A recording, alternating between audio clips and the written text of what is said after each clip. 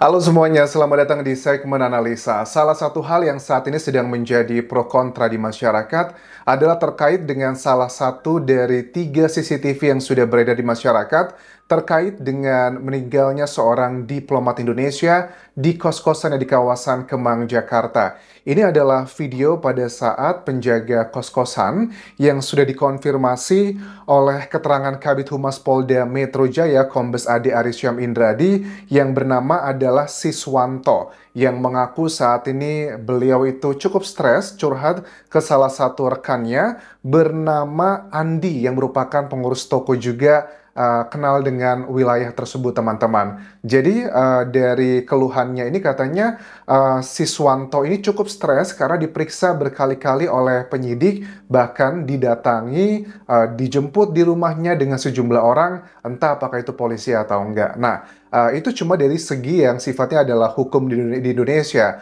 Apa kabar kalau dari Pak Siswanto ini juga melihat media massa ataupun juga sosial media? Banyak masyarakat yang tidak sedikit yang menaruh kecurigaan terhadap beliau. Secara pribadi, aku melihat dari keterangan penyidik sampai sekarang belum ada hal yang cukup mencurigakan buat Pak Siswanto. Ini pasti bakal kontra juga nih. Banyak yang menilai, kenapa nggak curiga, Anjas? Bukankah ada 3 CCTV? Yang pertama itu adalah di 002735, terduga dari penjaga kos-kosan ini muter-muter dekat lokasi dari mendiang kos-kosannya. Kemudian di jam 5 pagi, lebih 21 menit, juga sama muter-muter di situ. Dan yang terakhir kan di jam setengah 8 pagi yang melakukan pendobrakan, nggak didobrak, cuma dicongkel aja jendelanya, kemudian ditemukan kondisi tersebut. Ini sudah dikonfirmasi dari penyidik bahwa yang dilakukan terduga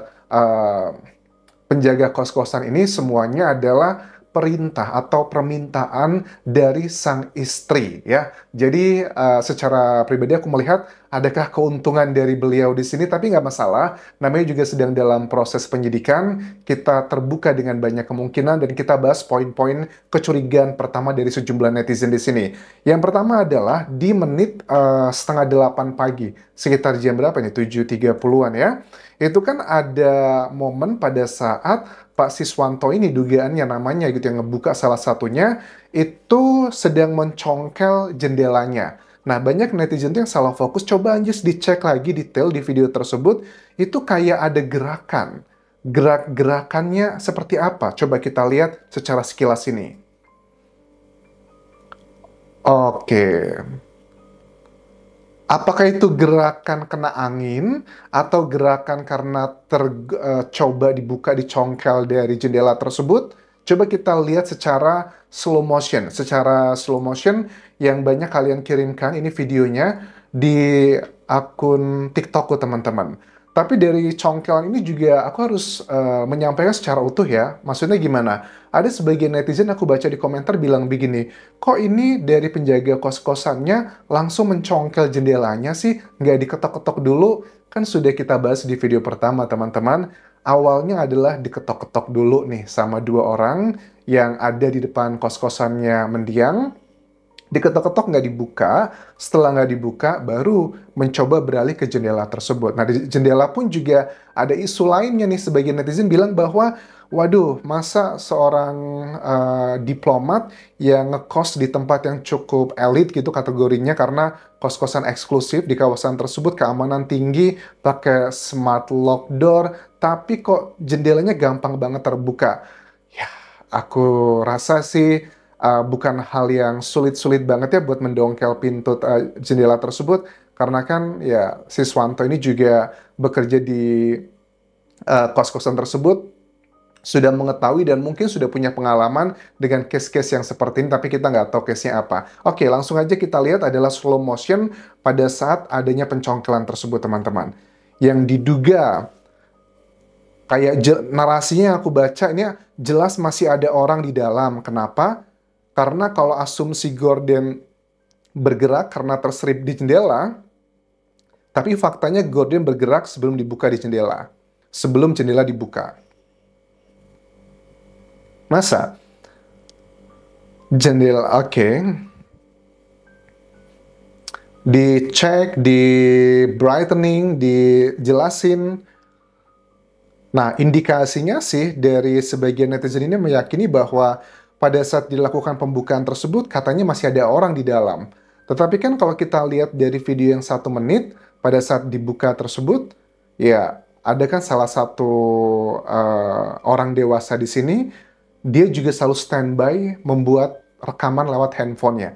Menurut aku isu tersebut bisa segera dikonfirmasi dengan rekaman handphone tersebut. Kan dia kan selalu menunjukkan ya rekaman HP-nya ya.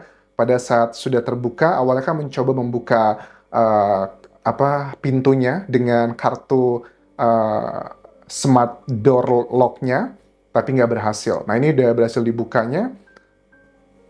Ya, untuk bagian ini menurut aku ada beberapa kemungkinan yang terkait dengan horden teman-teman. Pertama adalah ya karena ada angin, kemudian terbuka.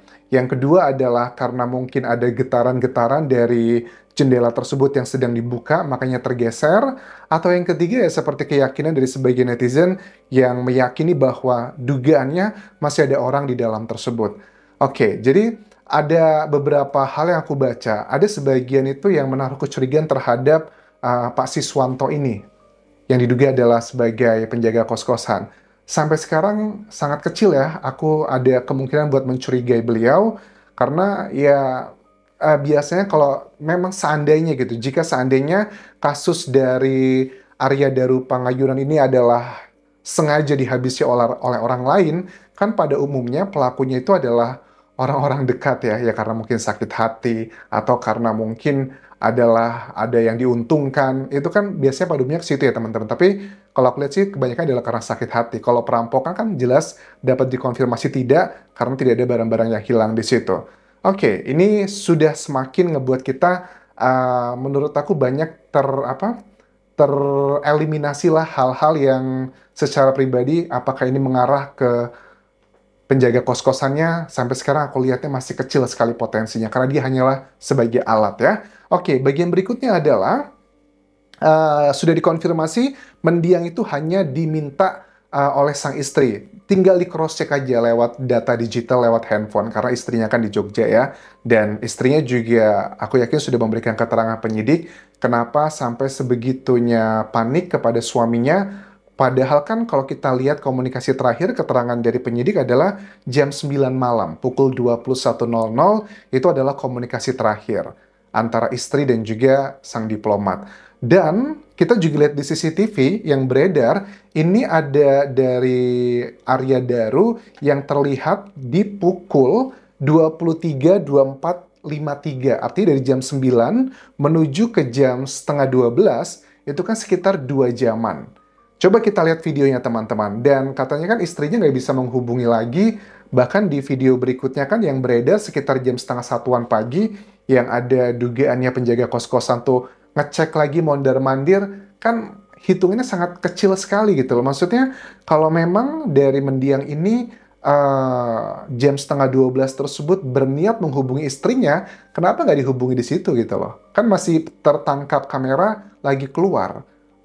Lagi buang sampah. Oke, coba kita lihat lagi ya videonya pada saat lagi buang sampah, karena di video ini pun juga ada isu katanya sandalnya tuh berbeda antara keluar dengan masuk. Kalaupun iya berbeda, memang ada makna apa begitu? Ini salah satunya. Oke, ini kan dari mendiang bawa plastik hitam. Bukan cuma sekedar tempat makan menurut aku, bekas makan, tapi ada banyak barang-barang yang lain karena terlalu besar. Oke, itu sendalnya kayak sendal yang kayak di hotel-hotel gitu nggak sih? Ini keluarnya ya. Tapi kan ini pas keluarnya teman-teman, ini tidak video secara utuh, kayaknya ada jeda mungkin nggak cuma 1-2 menit sih. Pada saat ngebuang sampah tersebut, dugaannya adalah kan kayak ngobrol atau mampir dulu ke salah satu common room. Common room itu kayak ada tempat dapur kecil. Bahkan juga dikatakan bahwa salah satu penjaga kos bilang sempat menyapa saya begitu loh di malam hari itu. Jadi ini kalau kita lihat di video yang muncul di media massa kan cuman jaraknya berapa ini? Paling 1 menit lah jaraknya antara keluar dan masuk. Tetapi apakah itu beneran 1 menit? Kayaknya lebih. Mungkin bisa 10 menit, belasan menit, atau puluhan menit gitu loh. Mungkin ya di antara itu. Karena ini yang akan menjadi salah satu bahan untuk dijadikan pembahasan pada saat penyidik itu akan menyampaikan mengenai case ini. Nah, ini udah mulai masuk. Apakah betul sandalnya berubah? Oke, kayaknya sama aja ya. Coba, apakah betul sandalnya berubah? Aku coba cek lagi nih. Kayaknya sama aja teman-teman, nggak berubah ya. Oke, kalau aku lihat sekali lagi ya, aku lihat lagi nih ya. Kalau kalau masuk, kalau keluarnya sih kan, oke, keluarnya itu pakainya itu betul yang kayak sandal hotel. Terus kalau yang masuknya lagi, kayaknya sama aja, karena bedanya adalah posisi depan sama posisi belakang aja. Bawahnya putih, kayaknya masih pakai apa? Kaos kaki warna hitam di sini. Nah, kalau dari kamar, ini kan kita bisa lihat ya, di kamar ini, yang di CCTV jumlah kamarnya kan di ujung itu pintu, jadi 1, 2, 3. Jadi kalau dari ujung, kamar dari mendiang ini adalah kamar nomor 3. Dan kamar nomor 3 itu apakah kamar nomor 105 yang dikatakan penyidik adalah nomor dari kos-kosannya dari mendiang, teman-teman. Oke, terus salah satu hal yang juga sekarang ini menjadi perdebatan masyarakat, apakah ini terkait dengan pekerjaannya mendiang gitu? Karena ada case terkait dengan TPPO, tindak pidana perdagangan orang, pernah menjadi saksi. Ya, aku lihat dari sejumlah pakar kriminolog di Indonesia, mereka pun juga terpecah menjadi 2 ya. Tidak ada satupun yang mengatakan 100% ini adalah karena keinginan diri sendiri atau karena keinginan orang lain. Masih 50-50. Dan ya walaupun ada sih mungkin 10% atau 20% dari ahli kriminolog Indonesia meyakini ini adalah karena keinginan diri sendiri. Ya memang itu ada potensinya. Cuma secara pribadi yang ngebuat aku masih lebih cenderung yakin ini ada orang di luar sana yang sebagai pelakunya adalah karena kondisi terakhir sih. Adanya lakban. Lakbannya tersebut kok terlalu rapih ya. Ya, nanti ini rapi itu kan kata sifat ya. Rapih menurutku belum tentu rapih menurut orang lain. Dan dari beberapa data di sini yang aku obrolkan dengan beberapa kolega aku pun juga sama ya. Di video sebelumnya aku juga sudah ngebahas terkait dengan salah satu indikasi terkait dengan kayak masalah kepuasan gitu. Ya, ada yang sebagian itu match, tapi ada sebagian juga yang nggak match gitu, nggak common gitu dengan hal-hal yang ditemukan dalam case ini sih. Sementara itu dulu yang bisa aku update ya terkait dengan kasus ini. Terima kasih sudah menonton, sampai ketemu lagi di video berikutnya. Tinggalkan like dan juga komen, subscribe channel YouTube ini, follow Instagram, Facebook pageku, dan juga akun TikTok di Anjasa Semara. Sampai jumpa.